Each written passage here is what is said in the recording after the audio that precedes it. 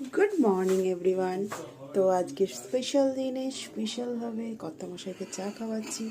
মেয়েকে সকালবেলা স্কুলে পাঠিয়ে দিয়েছি আমার পছন্দের স্পেশাল কাপ টি কাপে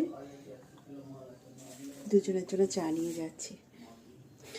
তো চলুন দেখা যাক, দাদা এসছে কথা বলছে, তারপর দেখাচ্ছি। দাদা করবে, কালকে 150 পিস কেটেছে, আজকেও 100 পিস কাটবে। কাঁটা চচ্চড়ি করবে। চিনি বলে অমনি খাই না বলছে।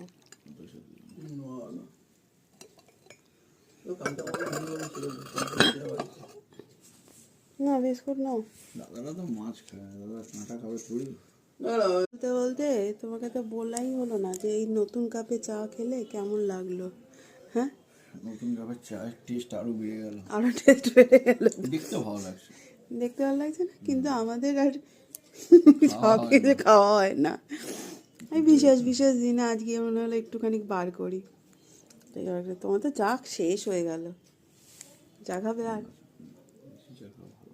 বেশি চা খাওয়া ভালো না, চলো আমি খাই,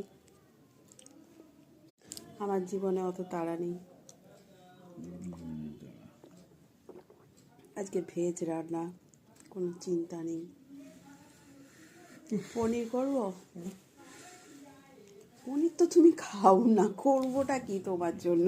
কিছুই তো খেতে চাও না তুমি। ওই বলেছো কলাইয়ের ডাল আর আলু পোস্ত খাবে, ওটাই খাবে আমি জানি।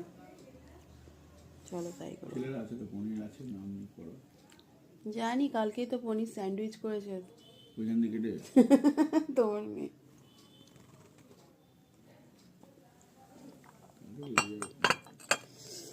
চলো খেতে আসবে তো, না বিকেলবেলায় আসবে খেতে? না না চলে